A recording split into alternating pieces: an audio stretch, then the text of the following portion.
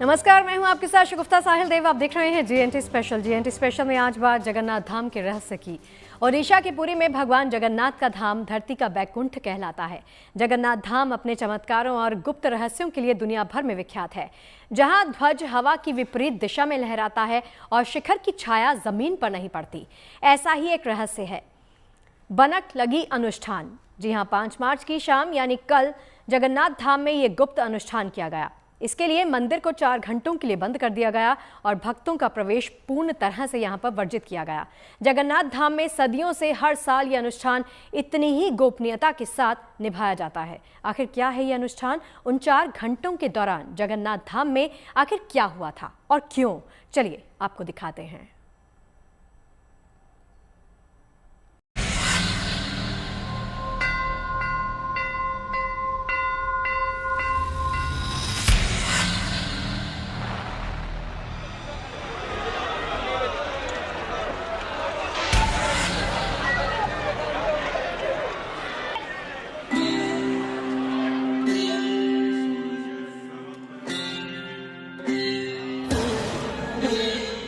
जगन्नाथपुरी का ये पावन धाम अपने आप में जाने कितने रहस्यों को समेटे है, और जितना रहस्यमयी भगवान नील माधव का ये धाम है, उतनी ही रहस्यमयी है यहाँ निभाई जाने वाली परंपराएं और यहाँ होने वाले अनुष्ठान।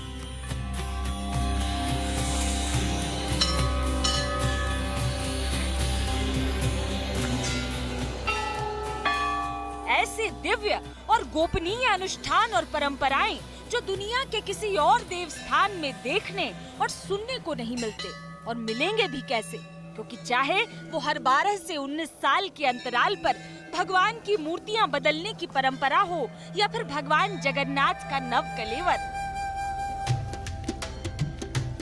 पुरी के जगन्नाथ धाम में सदियों से इन रिवाजों को इतने गोपनीय ढंग से निभाया जाता रहा है कि मंदिर के मुख्य पुजारियों और कुछ सेवायतों के सिवा इन्हें घटते आज तक किसी ने नहीं देखा।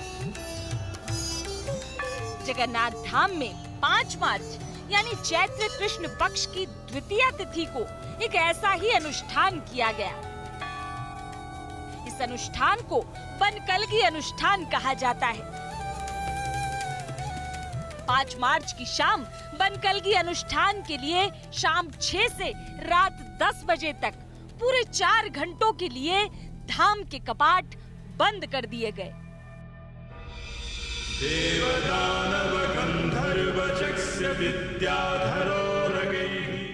बनकलगी अनुष्ठान के दौरान मंदिर में भक्तों का प्रवेश पूरी तरह बंद कर दिया गया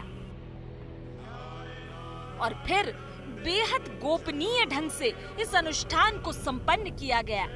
बताया जाता है कि इस अनुष्ठान के दौरान भगवान जगन्नाथ और उनके भाई बहन के मुखमंडल का नव श्रृंगार किया जाता है। दरअसल रोजाना होने वाले बनाव श्रृंगार और पूजा पाठ की प्रक्रिया से काष्ठ की देव प्रतिमाओं पर असर पड़ता है। ऐसे में देव प्रतिमाओं के सजीले रूप को संवारने और बनाए रखने के लिए वर्ष में एक बार इस अनुष्ठान को किया जाता है।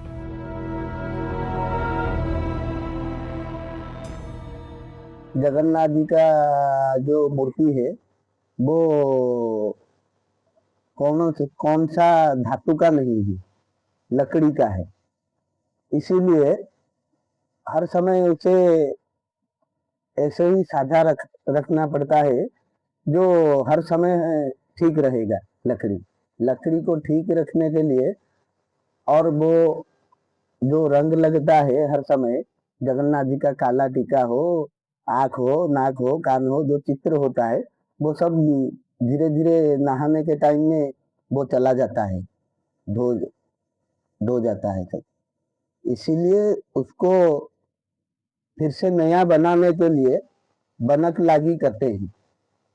बनक लागी बुधवार, अगर बुधवार के दिन कौन सा पर्व रह गया तो उसके बाद गुरुवार के दिन होगा बनक लागी। बनकलगी को श्रीमुख श्रृंगार भी कहा जाता है, क्योंकि इसमें भगवान जगन्नाथ भगवान बलभद्र और देवी सुभद्रा की मूर्तियों के मुखमंडल का श्रृंगार होता है। इस प्रक्रिया में उनके चेहरे पर प्राकृतिक रंगों से लेपन किया जाता है। इसके माध्यम से उनकी दिव्यता और आकर्षण को निखारा जाता है। इस अनुष्ठान की खास बात यह है कि इसे गोपनीय तरीके से किया जाता है, जिसके लिए मंदिर के कपाट बंद किए जाते हैं और केवल चुनिंदा सेवायत ही इस प्रक्रिया में शामिल होते हैं। ये परंपरा सदियों से चली आ रही है और इसे बेहद अनुशासन और श्रद्धा के साथ निभाया जाता है। बनक लागी में अंदर कोई नहीं जाता, सिर्फ दत्त महापात्र सेवक हैं, वो अंदर जाते हैं, बनक लागी करते हैं जगन्नाथ जी का, बलभद्र जी का, सुभद्रा जी का और सुदर्शन जी का, चारों का। और उसके बाद जगन्नाथ जी का बनक लागी होने के बाद हम जैसे दाढ़ी मूछे मारने के लिए जाते हैं, उसी तरह जगन्नाथ जी का बनक लागी होता है।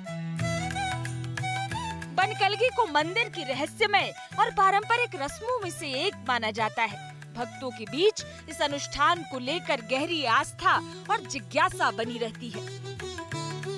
बनकलगी रस्म के दौरान पूरी तरह प्राकृतिक रंगों का इस्तेमाल किया जाता है। इनमें जड़ी बूटियों से तैयार रंग, कस्तूरी और कपूर जैसे तत्व शामिल होते हैं। भगवान के मुख पर विशेष लेप किया जाता है, जिसे बेहद पवित्र और धार्मिक महत्व का माना जाता है। मान्यता है कि ये प्रक्रिया सौंदर्य के साथ दिव्य ऊर्जा को भी बढ़ाती है। इस अनुष्ठान में कुदरत के रंगों का जादू ऐसा बरसता है कि इसके बाद देव प्रतिमाओं का मुखमंडल कस्तूरी केसर सा जगमगाता है, जिसे देख आस्थावानों को लगता है मानो ब्रह्मांड की सारी रंगत तीनों देवों के मुख पर उतर आई हो। जगन्नाथ धाम में सदियों से हर वर्ष बेहद गोपनीयता और उतनी ही श्रद्धा के साथ दिव्य बनकलगी अनुष्ठान संपन्न किया जाता है। जगन्नाथपुरी से अजय नाथ के साथ bureau report, good news today.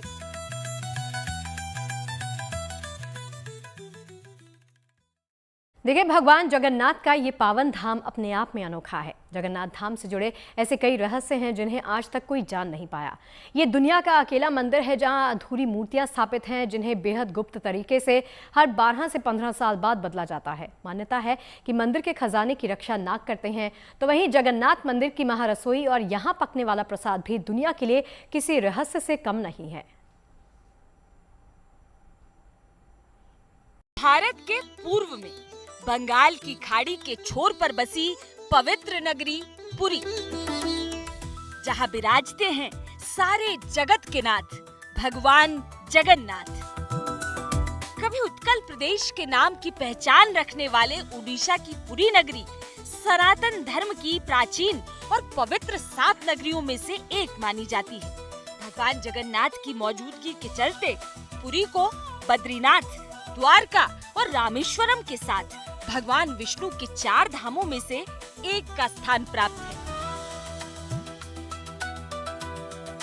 माना जाता है कि द्वापर के बाद भगवान कृष्ण पुरी में जग के नाथ यानी जगन्नाथ के रूप में निवास करने लगे।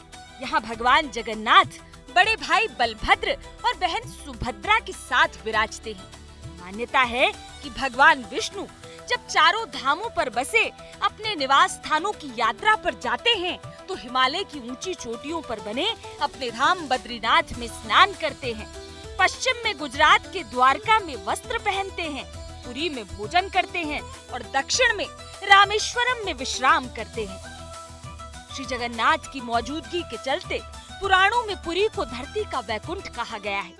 इसे श्री क्षेत्र, श्री पुरुषोत्तम क्षेत्र, शाक क्षेत्र, नीलांचल, नीलगिरी और श्री जगन्नाथपुरी भी कहते हैं। ब्रह्म और स्कंद पुराण के मुताबिक यहाँ भगवान विष्णु पुरुषोत्तम नीलमाधव के रूप में अवतरित हुए और सबर जनजाति के परम पूज्य देवता बन गए। सबर जनजाति के देवता होने के कारण यहाँ भगवान जगन्नाथ का रूप कबीलाई देवताओं की तरह है। हर साल ज्येष्ठ पूर्णिमा से आषाढ़ पूर्णिमा तक सबर जाति के दैतापति ही जगन्नाथ जी की सारी रीतियां करते हैं। पहले सबर कबीले के लोग अपने देवताओं की मूर्तियों को काष्ठ यानी लकड़ी से बनाते थे। यही वजह है कि जगन्नाथ मंदिर के गर्भगृह में भगवान जगन्नाथ, उनके भाई बलराम और बहन सुभद्रा की मूर्तियां लकड़ी की बनी हैं। यहाँ पूजा के विधि विधान भी खास हैं। भगवान को नहलाना हो, वस्त्र पहनाना हो, सब्जी काटनी हो, पानी लाना हो, सामान समेटना हो या फिर भोग लगाना हो, हर काम के लिए एक अलग व्यक्ति निर्धारित है।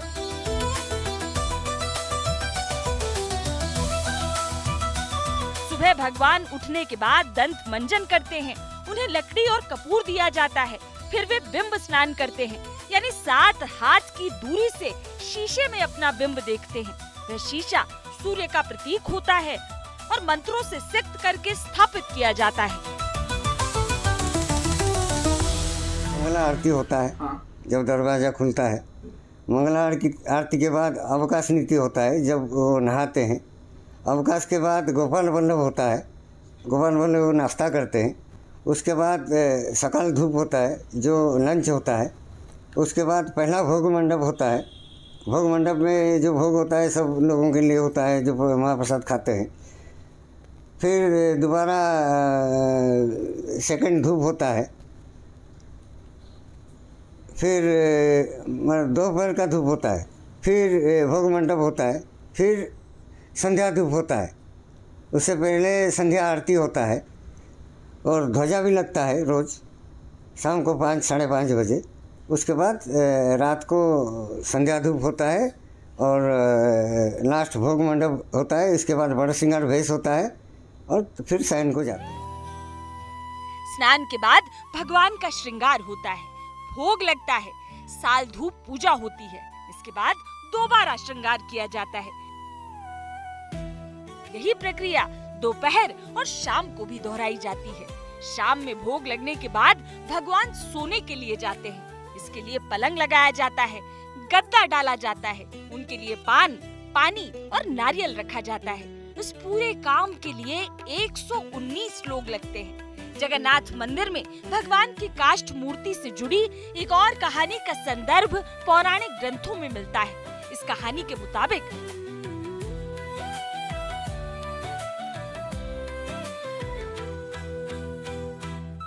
एक बार पुरी के राजा इंद्रद्युम्न के सपने में भगवान जगन्नाथ प्रकट हुए। भगवान ने राजा से कहा कि यहीं पास में समुद्र में बड़ी लकड़ियां बह रही हैं, उन लकड़ियों से हमारी 3 मूर्तियां बनवाओ। राजा नींद से जागे और तुरंत भगवान की बताई जगह पर पहुँचे तो वहाँ बड़ी बड़ी लकड़ियां बहती मिल गई। इसके बाद देव शिल्पी विश्वकर्मा एक बढ़ई के रूप में राजा के पास पहुँचे और राजा ने उस बढ़ई को लकड़ियों से भगवान की मूर्तियां बनाने का काम सौंपा।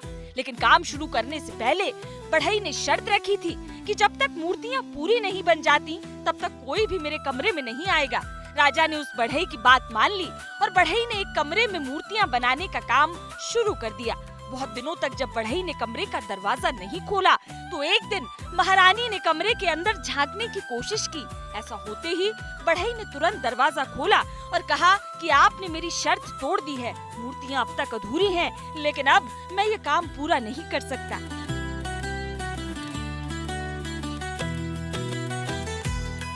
इस घटना के बाद जगन्नाथ जी, बलभद्र जी और सुभद्रा जी की अधूरी मूर्तियां ही मंदिर में स्थापित कर दी गयी। तभी से भगवान की ऐसी ही मूर्तियों की पूजा की जा रही है।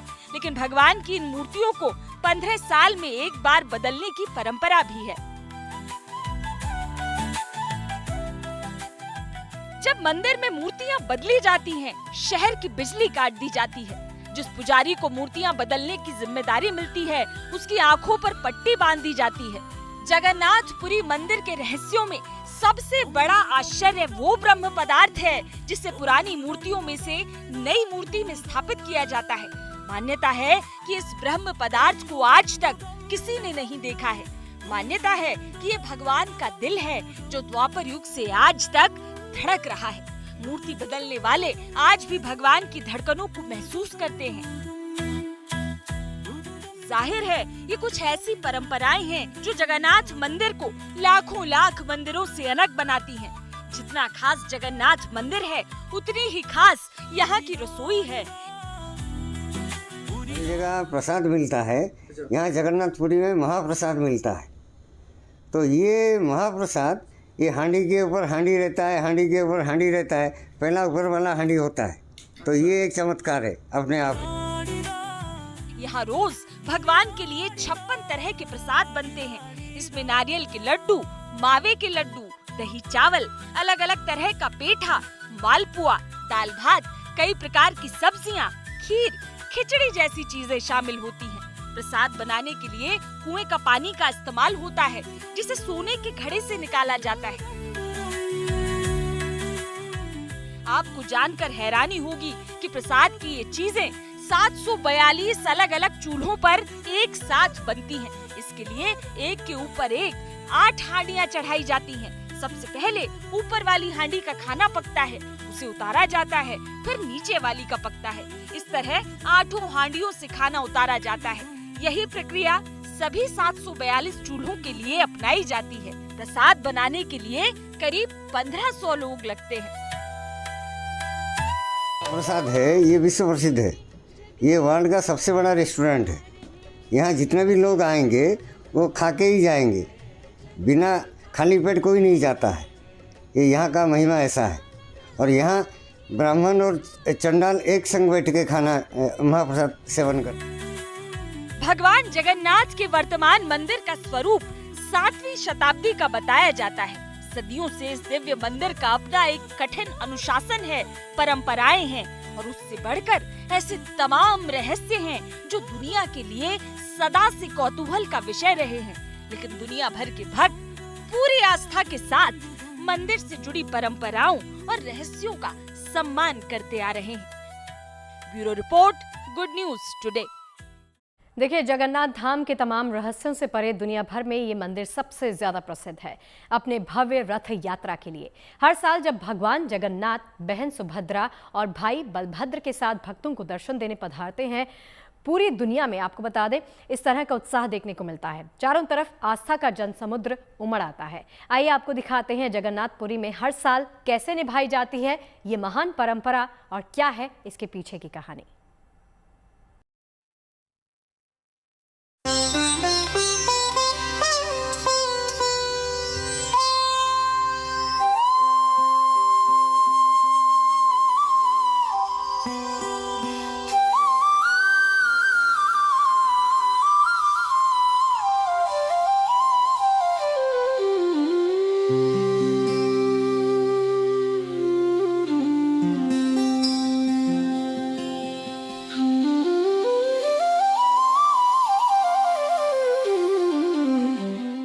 जगन्नाथपुरी में वो साल के सबसे बड़े उत्सव का दिन होता है, जब भक्तों के बीच साक्षात पधारते हैं भगवान।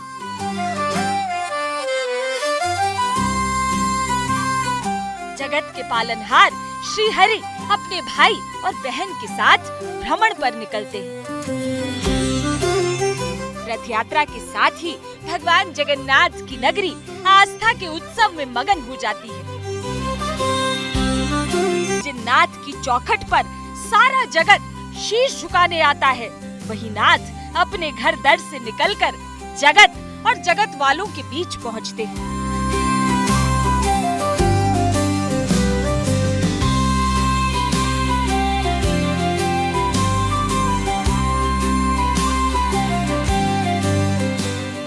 आस्था, परंपरा, संस्कृति और श्रद्धा की लहरों को समेटे अथाह जन समुद्र पुरी की गलियों में उमड़ उमड़ आता है। हर साल आषाढ़ महीने के शुक्ल पक्ष की द्वितीया से रथ यात्रा की शुरुआत होती है। पौराणिक कथा के अनुसार इसी दिन भगवान जगन्नाथ अपनी मौसी के घर से होते हुए गुंडीचा मंदिर गए थे। ये रथ यात्रा 9 दिनों तक चलती है। रथ का ये जो तीनों रथ है, ये तीनों रथ का नाम भी अलग अलग है। तो भगवान बलभद्र का रथ तालध्वज है, माँ सुभद्रा का रथ देवदलन है और प्रभु जगन्नाथ का रथ नंदीघोष है। तो नंदीघोष का रंग पीला है और बलभद्र जी का रथ का रंग नीला ग्रीन है और सुभद्रा माँ का ब्लैक है। तो इसका हाइट, उसका घोड़े, ये सब अलग अलग है। और ये रथ का भी शैडो नहीं पड़ता है, जैसे मंदिर का शैडो नहीं आता है, रथ का भी नहीं आता है। और रथ में जो एक बार दर्शन कर लेता है जगन्नाथ जी को, उसका और पुनर्जन्म नहीं होता। भगवान जगन्नाथ की इस अलौकिक रथ यात्रा में परंपरा के चलते सबसे पहले भगवान बलभद्र का रथ रवाना होता है। इसका नाम ताल ध्वज है। ये 13.2 मीटर ऊंचा होता है। ताल ध्वज रथ लाल और हरे रंग का होता है। इसमें 14 पहिए लगे होते हैं। इसके पीछे देवदलन नाम का रथ होता है, जिसमें बहन सुभद्रा विराजती है। ये 12.9 मीटर ऊंचा होता है। दर्पदलन रथ लाल और काले रंग का होता है। इसमें 12 चक्के होते हैं और रथ यात्रा के आखिर में भगवान जगन्नाथ का रथ रहता है। भगवान जगन्नाथ के रथ का नाम नंदी घोष है। ये रथ 13 मीटर ऊंचा होता है। ये लाल और पीले रंग से बनाया जाता है।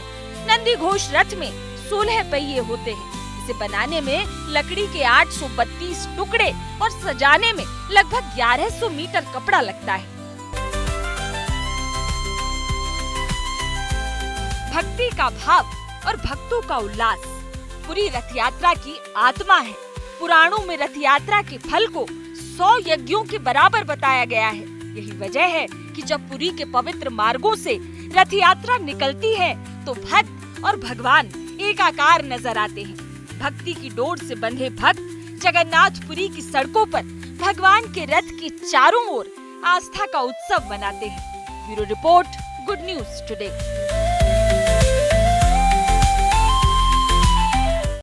जगन्नाथ धाम के बाद अब बात चार धाम यात्रा की। उत्तराखंड में जल्द ही चार धाम यात्रा का श्री गणेश होने वाला है और आज से चार धाम यात्रा के लिए रजिस्ट्रेशन प्रक्रिया शुरू हो गई है। 2025 में 51 लाख से ज्यादा श्रद्धालुओं ने चार धाम यात्रा में हिस्सा लेकर रिकॉर्ड बनाया था, तो वहीं इस साल भी बड़ी संख्या में भक्तों के पहुंचने की पूरी उम्मीद है।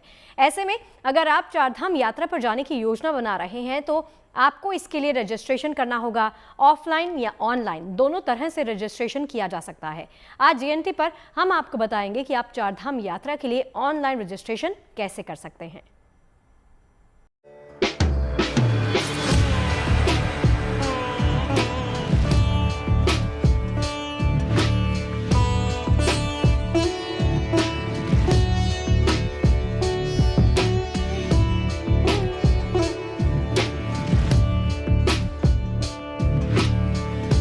आपको लिए चलते हैं। सबसे पहले ऑनलाइन रजिस्ट्रेशन का क्या प्रोसेस होता है आपको दिखाते हैं। सबसे पहले आपको लॉगिन करना है registration.touristcare.uk.gov.in। तो इस पे आप आएंगे तो आपको काफी सारे टैब्स नजर आएंगे। इस समय हम जो रजिस्ट्रेशन का पेज है उस पे हैं और आपको दिखाते हैं कि मेन मेन्यू जो है वो किस तरह नजर आता है। जब आप पेज पर आते हैं उत्तराखंड tourism.gov.in पे आते हैं, चार धाम रजिस्ट्रेशन का आपको ये एक टैब दिखाई देता है। इस पे आप क्लिक करेंगे तो ये इतने सारे फीचर्स आपको लॉगिन करने के बाद नजर आएंगे। लेकिन उससे पहले रजिस्ट्रेशन के लिए क्या करना है, देखिए दो फीचर्स हैं इसमें, इंडियन पिलग्रिम और फॉरेन पिलग्रिम। अगर आप हिंदुस्तानी हैं और आप चार धाम यात्रा के लिए जाना चाहते हैं तो आप यहाँ पर रजिस्टर कर सकते हैं। नाम अपना डालना है, मोबाइल नंबर और ये सारी डिटेल्स आपको डालनी है। इसके साथ ही यहाँ पर आप लॉगिन भी कर सकते हैं और आपको ये दिखाते हैं कि किस तरह से ये डिटेल आ रहा है। अगर आप कोई टूर कंपनी के साथ जा रहे हैं तो उनका जीएसटी नंबर और टूर कंपनी का नाम भी डाल सकते हैं। उससे सरकार को और सुविधा हो जाती है डेटा कलेक्शन में और सटीक जानकारी मिलती है। तो उसके साथ ही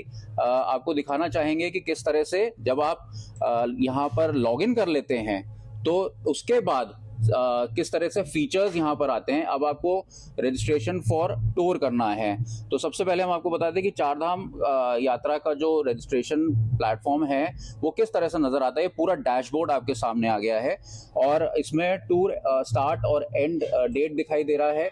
जैसे कि उदाहरण के तौर पर हम 25 अप्रैल से और 30 अप्रैल तक का करते हैं, 5 लोग इसमें हम डालते हैं तो चेक अवेलेबिलिटी आता है। इससे आपको पता चलेगा कि आने वाले दिनों में कितना यहाँ पर कैरिंग कैपेसिटी का भी इशू रहता है। उसके हिसाब से सरकार जो है वो रियल टाइम जो डेटा है उसके अनुसार वो इंफॉर्मेशन को साझा करती है कि आप जा सकते हैं कि नहीं जा सकते, ओवर क्राउडेड है। तो ये रेड और ग्रीन टैब्स दिखा रहे हैं। हेमकुंड साहिब के कपाट जो हैं बाद में खुलेंगे, तो उसकी तारीख जो है वो भी अभी सामने आएगी। और आपको ये दिखाते हैं कि मोड ऑफ ट्रैवल क्या है, बाय रोड है, बाय हेलीकॉप्टर है, या ट्रैक करके जाएंगे, तो वो भी आप यहाँ पे सेलेक्ट कर सकते हैं। टाइप ऑफ ट्रांसपोर्ट, बस, ड्राइवर का नाम और व्हीकल नंबर अगर देंगे तो वो ट्रैक करने में काफ़ी आसानी होती है। इसके साथ ही गंगोत्री धाम, यमुनोत्री धाम, केदारनाथ, बद्रीनाथ और हेमकुंड साहिब ये सेलेक्ट कर सकते हैं। या फिर अगर आपको चारों जगह जाना है तो आप ऐड टैब पे जाकर इसमें ऐड कर सकते हैं। लेकिन एक जानकारी के अनुसार 15 दिन से ज़्यादा का ये टूर आप प्लान ना करें। तो इसमें ये पूरी डेट आ रही है और सेव एंड क्रिएट टूर के बाद जाकर आपका ये टूर सेव हो जाएगा और आपके पास जो है मोबाइल पे इंफॉर्मेशन आ जाएगी। इसके साथ ही एक ऐप भी आई है। ऐप के माध्यम से आप जो है अपने मोबाइल में ऐप डाउनलोड कर सकते हैं और ऐप के माध्यम से भी आप रजिस्ट्रेशन कर सकते हैं। इसकी जानकारी वेबसाइट पे भी दी हुई है और गूगल प्ले स्टोर में जाकर भी आप ऐप डाउनलोड कर सकते हैं। इसके साथ ही बताया जा रहा है कि व्हाट्सएप पे भी आप रजिस्ट्रेशन कर सकते हैं। लेकिन हम आपको पहले से बता देना चाहते हैं कि अगर आप व्हाट्सएप पे यात्रा अगर आप डालते हैं तो उसके साथ एक लिंक आ रहा है जो कि आपको ऑटोमेटिकली एक वेबसाइट पे ले जाएगा। तो मुझे लगता है कि व्हाट्सएप का फीचर अभी ठीक तरीके से काम नहीं कर रहा है। तो व्हाट्सएप पे रजिस्ट्रेशन करने के बजाय, क्योंकि आप इससे और कंफ्यूज हो जाएंगे, तो सीधे वेबसाइट पे जाए जो कि टूरिस्ट केयर उत्तराखंड वेबसाइट है, या फिर उत्तराखंड टूरिज्म की वेबसाइट पे जाए और चारधाम रजिस्ट्रेशन पे आपको क्लिक करना है। उसके बाद जो जैसा हमने आपको अभी बताया उस तरह से रजिस्ट्रेशन करना है और चारधाम यात्रा के लिए आप रजिस्टर हो जाएंगे। सरकार ने ऑफलाइन के साथ साथ जो ऑनलाइन रजिस्ट्रेशन सुविधा है उसमें ऑनलाइन रजिस्ट्रेशन सुविधा को अभी शुरू कर दिया है। ऑफलाइन के लिए अभी लोग नहीं आ रहे हैं और उम्मीद की जा रही है कि आने वाले समय में लोग धीरे धीरे बढ़ते जाएंगे। और चलिए, जीएनटी स्पेशल की आज की इस बेहद खास पेशकश में फिलहाल के इतना ही। देश और दुनिया की तमाम पॉजिटिव खबरें लगातार जारी हैं। आप दिन भर देखते रहिए गुड न्यूज़ टुडे। नमस्कार।